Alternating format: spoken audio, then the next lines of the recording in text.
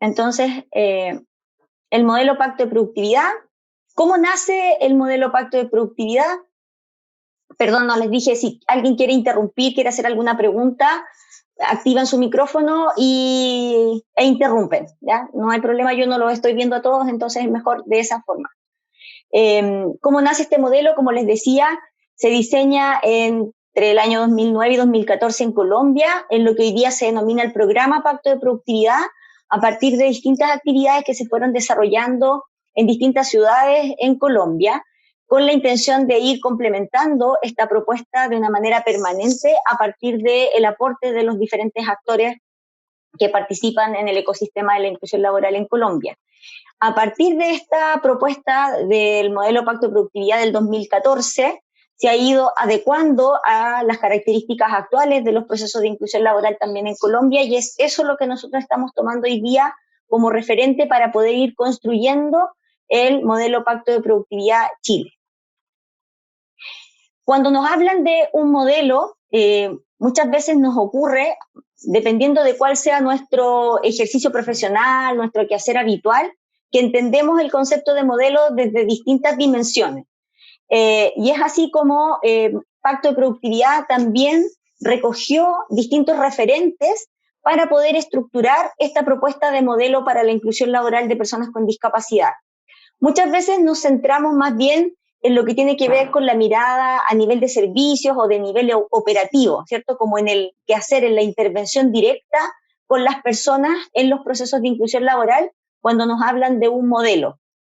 Hay algo de eso en el modelo Pacto de Productividad, pero el modelo en sí no es un modelo de intervención en las personas. No es como quizás algunos pueden haber escuchado el modelo de empleo con apoyo. El modelo de empleo con apoyo nos establece ciertas acciones a desarrollar, ciertos instrumentos, herramientas que siempre se tienen que utilizar y que es la forma en que se debe operar en la intervención con las personas. En el caso del modelo Pacto de Productividad, no ese es el foco, aun cuando sí contiene, tal como aparece aquí en la presentación, ciertas rutas, pautas, operativas, pautas de calidad que nos van a orientar en el quehacer, pero no es el foco único que tiene el modelo Pacto de Productividad, dado que también tiene una mirada desde el ámbito público nacional, una mirada más macro, desde las directrices de gestión que se establecen para poder definir de qué manera se desarrollan las distintas acciones en los procesos de inclusión laboral a nivel más macro.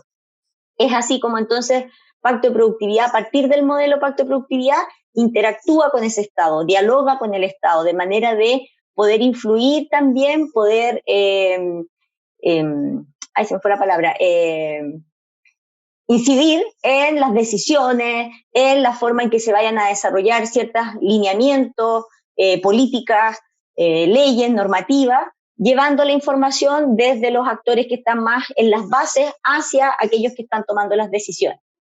Y por otra parte, también hay un referente que tiene que ver con la visión conceptual del modelo, que da pie a lo que hace referencia al marco conceptual, a la teoría, a la base histórica, a cómo entender la discapacidad, cómo entender inclusión laboral, es decir, una forma común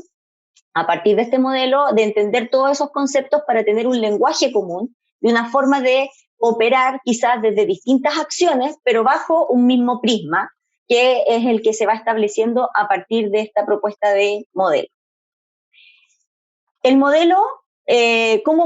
es finalmente? A lo que apunta este modelo es a constituir una ruta de navegación en el territorio para generar articulación entre los diferentes actores y capacidad instalada en estos actores sociales, de manera de favorecer la vinculación de las personas con discapacidad como empleados en un mercado laboral abierto que se transforme en un mercado inclusivo y accesible. El modelo Pacto de Productividad no es un modelo para ser implementado por una organización, por eso insisto en que no es un modelo de intervención, sino que es un modelo de articulación territorial, y es por eso que se necesita a los distintos actores en los diferentes roles y en las distintas acciones que desarrollan para poder implementar esta propuesta de articulación de estos propios actores. Esa es la forma en la que hay que mirar esta propuesta de modelo Pacto de Productividad. ¿Cómo entenderlo? Un elemento importante que plantea el modelo es que establece como protagonistas a las personas con discapacidad y a las empresas. Si bien las personas con discapacidad es importante que estén en el centro y que sean que reciban todas las atenciones y servicios que son necesarios para prepararse para el mundo del trabajo, de la misma forma es tan importante que las empresas se preparen para recibir a personas con discapacidad, dado que pueden requerir de ciertos ajustes o adecuaciones para que el proceso se pueda llevar a cabo de una manera exitosa. Por lo tanto, en el modelo Pacto de Productividad, ambos son los protagonistas y ambos van a ser actores principales en el proceso de la inclusión laboral. El modelo privilegia la articulación y la complementariedad entre lo público y lo privado, es decir, potencia lo ya existente. Pacto de Productividad como proyecto, como equipo, como ente propiamente tal, no es un prestador de servicios. Nosotros no nos vamos a convertir en una consultora, ni vamos a hacer una oficina de intermediación laboral, ni vamos a hacer un OTEC que genere capacitación, sino que lo que nosotros queremos ser es el articulador de los distintos servicios, dispositivos, instituciones que ya existen y que ofrecen esos servicios, y también entre aquellos que necesitan recibir esos servicios para acercar unos a otros y que finalmente la preparación de estos dos actores fundamentales, que son los protagonistas, sea óptima para encontrarse en un momento en que se desarrolle o que se ejecute la vinculación para la incorporación a un puesto de trabajo. Identifica el rol de los diferentes actores que intervienen en el ecosistema de la inclusión laboral, que es parte de lo que es necesario para poder hacer esta articulación. Entonces, conocer quiénes somos, dónde estamos, qué es lo que hacemos y de qué manera entonces nos podríamos ir vinculando para potenciar el quehacer de cada una de las organizaciones. Cuenta con metodologías que se apoyan en una caja de herramientas al servicio de los actores sociales. Si bien, como yo les decía, el modelo no es un modelo de intervención, por lo tanto no basa su propuesta en instrumentos o herramientas que se vayan a aplicar siempre y por todas las organizaciones que participen de los procesos de inclusión laboral, sí pone a disposición todas esas herramientas con que cuenta para que aquellos que ya tienen un desarrollo puedan potenciar aquello que están haciendo y aquellos que están recién entrando en procesos de inclusión laboral desde el rol que les compete jugar en el ecosistema, cuenten con instrumentos, herramientas, pautas, guías que les permitan desarrollar estos procesos de mejor forma. Es decir, esto queda de alguna manera a disposición de que el que quiera y necesite hacer uso de ello, no es una obligación hacerlo parte de los procesos que cada uno desarrolla. Propone pautas para compartir entre todos para establecer un estándar de calidad. Esto es súper importante porque da respuesta de alguna manera a lo que es un sentir de muchos de los actores del ecosistema en términos de que no existen parámetros con los cuales establecer cuándo un proceso que se está llevando a cabo tiene la calidad suficiente para poder conseguir el resultado esperado tanto por la empresa como por las personas. Entonces, para cada uno de los momentos por los cuales transitan tanto las personas como las empresas para los procesos de inclusión laboral, se han ido estableciendo ciertas pautas que son estos parámetros para medir la calidad de los servicios que se estén desarrollando,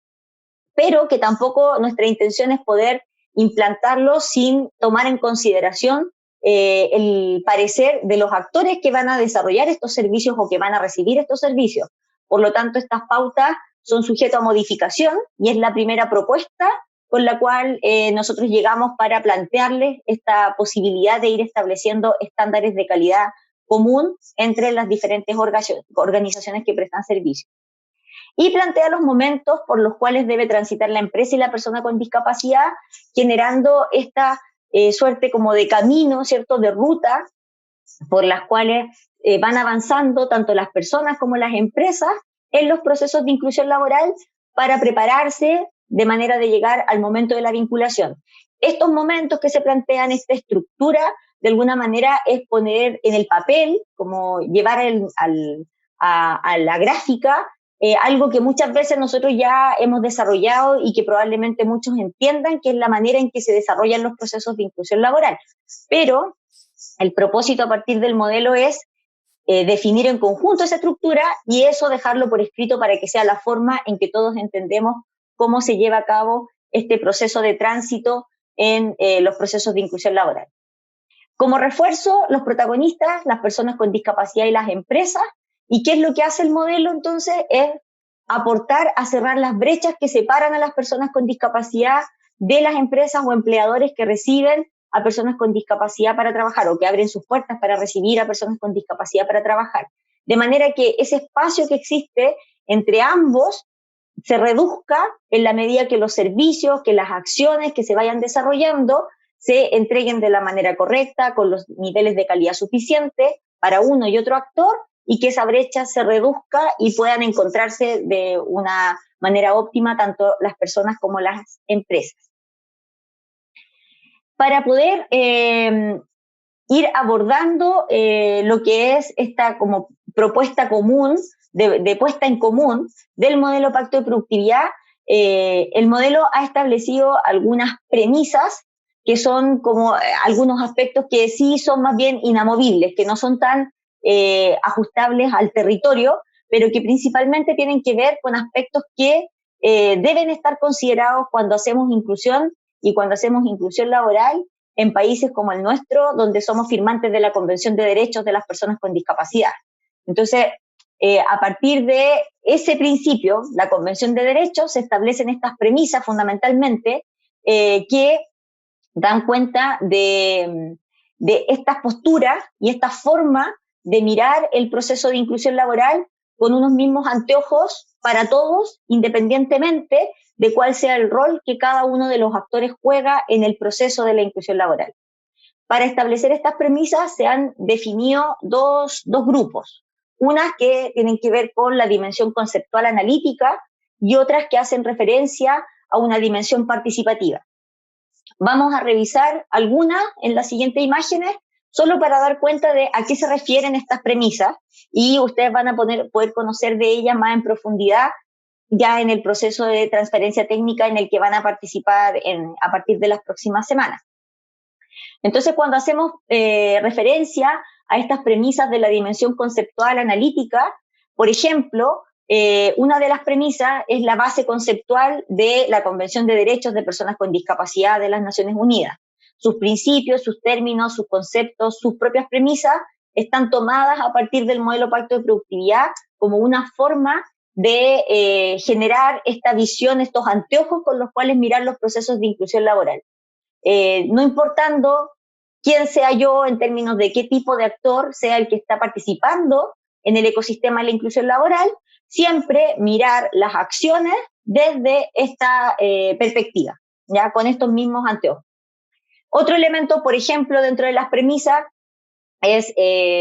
la referencia al concepto de inclusión laboral. Se podrían decir de distintas formas el proceso, se podría decir que las personas hacen integración laboral, participación en el mercado laboral. Bueno, a partir del modelo Pacto de Productividad se establece que el concepto es inclusión laboral y que esto se entiende como un proceso.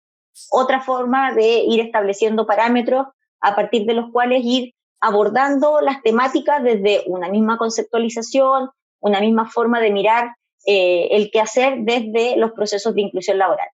O, por ejemplo, el concepto de persona con discapacidad. Hay distintas formas de referirse. Hay personas que hablan de las personas con capacidades diferentes, personas en situación de discapacidad. A partir del modelo Pacto de Productividad se plantea que el concepto a utilizar es personas con discapacidad, basado en la Convención de Derechos, o población con discapacidad, y eso hace parte entonces de la dimensión conceptual analítica de estas premisas del modelo Pacto de Productividad. En relación a la dimensión participativa, otros elementos, como por ejemplo, que es necesario conocer a todos los actores del ecosistema, sus funciones, responsabilidades, recursos, para poder ir mirando estas rutas de atención y de esa forma ir estableciendo oportunidades de trabajo conjunto y aprendizaje. Entonces, otra de las premisas es, tenemos que conocernos todos, hay que identificarnos, saber qué es lo que cada uno hace y generar la articulación entre los distintos actores. Ya, por ejemplo, por dar otro ejemplo. Y además de todo lo que hace referencia a estas premisas, como estos principios básicos del modelo, están los componentes. Y estos componentes son los que aparecen aquí listados y que los vamos a revisar uno por uno en las siguientes imágenes de una manera muy general, pero para que ustedes puedan conocer que la estructura del modelo contiene distintos elementos y esos elementos son los que tienen que adecuarse a la realidad de nuestro país en este caso, ¿ya? Vienen con una referencia de lo que se trabajó en el modelo original en Colombia, pero es la tarea que tenemos hoy día es poder ir ajustando precisamente cada uno de estos componentes a la realidad de Chile. El marco conceptual, si bien así como las premisas yo lo mencionaba, es aquello que de alguna forma es inamovible, eso sí, porque no tiene que ver con el territorio, tiene que ver con una perspectiva común de mirar la discapacidad, la inclusión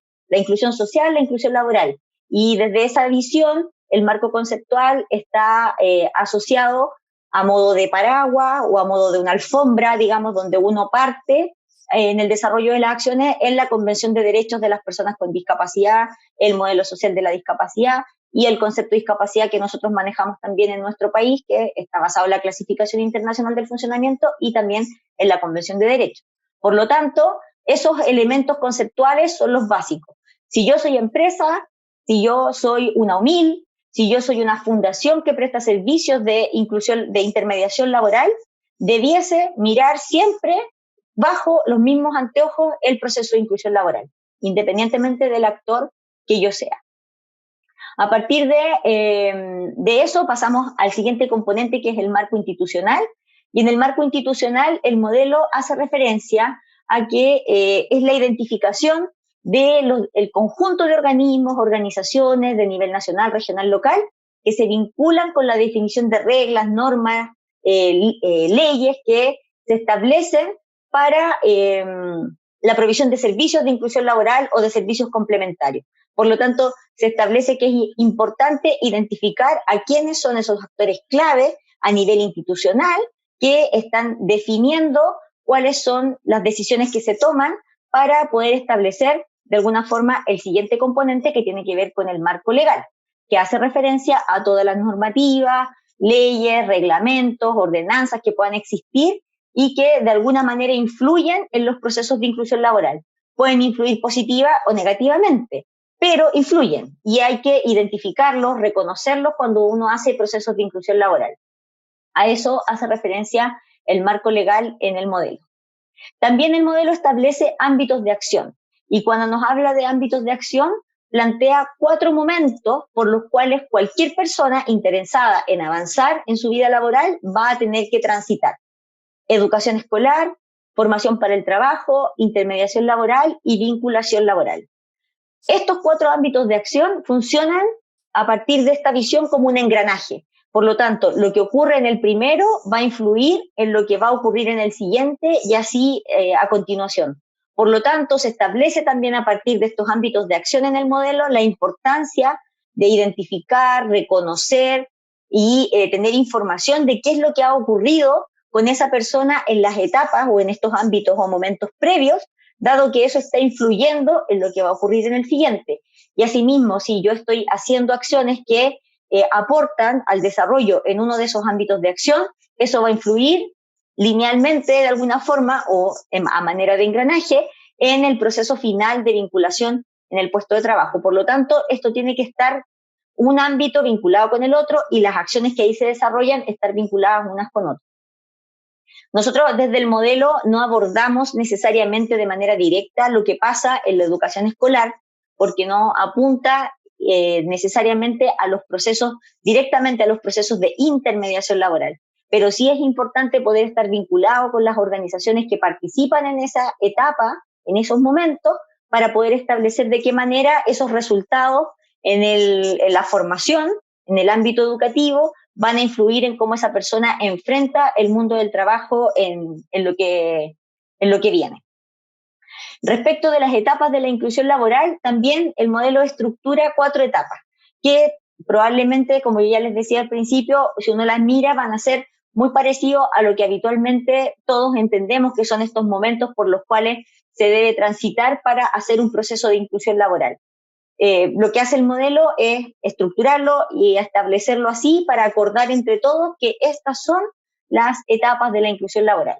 Y de esa manera establece que hay un momento en que se sientan las bases, tanto para la persona como las empresas, cuando van a materializar la inclusión laboral, como en un principio las personas se preparan en términos de competencias, de desarrollo de competencias básicas, y las empresas también se preparan en términos de legalizarse como una organización que en el futuro va a dar empleo a personas con discapacidad. En la medida que se avanza en el desarrollo de los procesos de formación laboral, se pasa a la segunda etapa de esta serie de etapas de la inclusión laboral, para llegar después a una tercera que hace referencia al encuentro entre los que buscan trabajo y los que ofrecen trabajo desde el momento de la publicación de la oferta, para dar paso finalmente a un momento en que se produce la vinculación, con la firma de un contrato entre un empleado y un empleador, una empresa. En esta ruta, ¿cierto? En este proceso, en estas etapas de la inclusión laboral, tanto las personas como las empresas van a recibir ciertos servicios que van a ir en este mismo orden siendo ofrecidos para poder contribuir a que las personas por su parte y las empresas por otra lleguen a los niveles óptimos para poder encontrarse de la mejor forma al final en este proceso de vinculación. Y de esa manera también entonces el modelo establece que se van generando ciertas rutas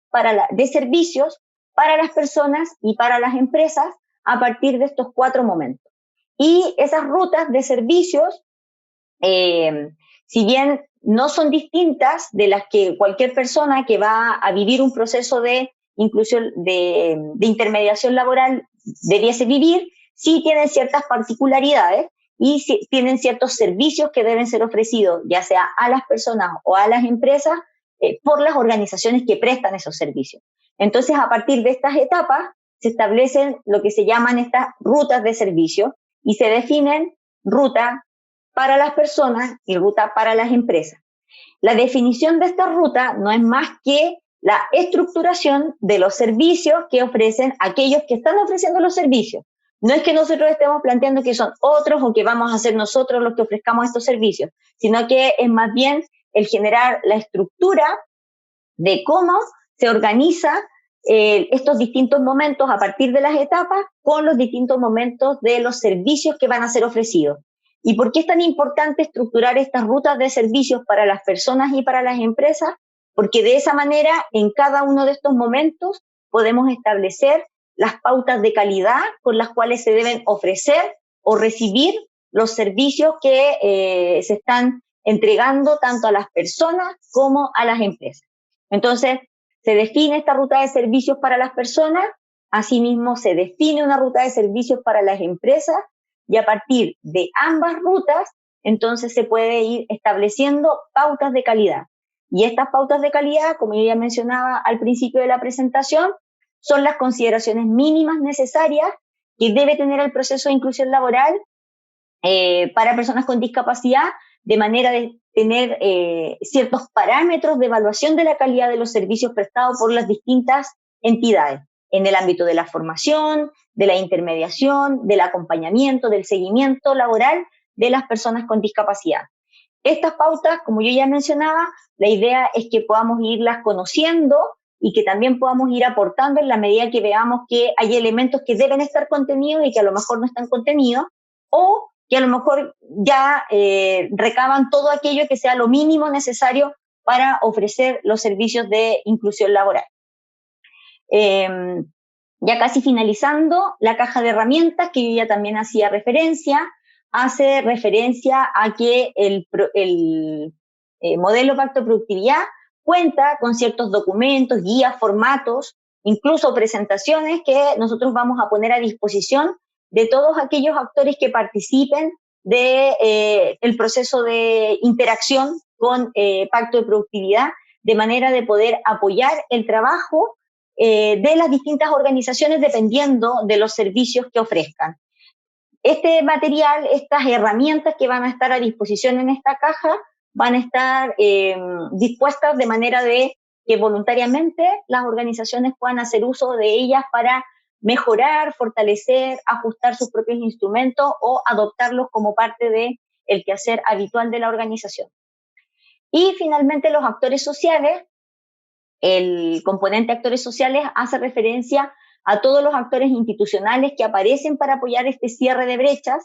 prestando servicios directamente, mejorando la capacidad institucional de otros actores que tradicionalmente prestan los servicios o haciendo labores de incidencia o control ciudadano. Todas las organizaciones, independientemente del marco institucional, donde están los ministerios, ¿cierto? Los servicios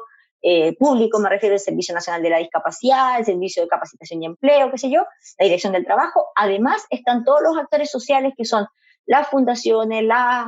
todo tipo de ONG, organizaciones en el ámbito de la educación, organizaciones en otros ámbitos también, pero que prestan servicios a los distintos actores en estas rutas, y también es importante identificarlos, reconocer cuál es el quehacer de cada uno, de manera a poder generar estas articulaciones de manera conjunta.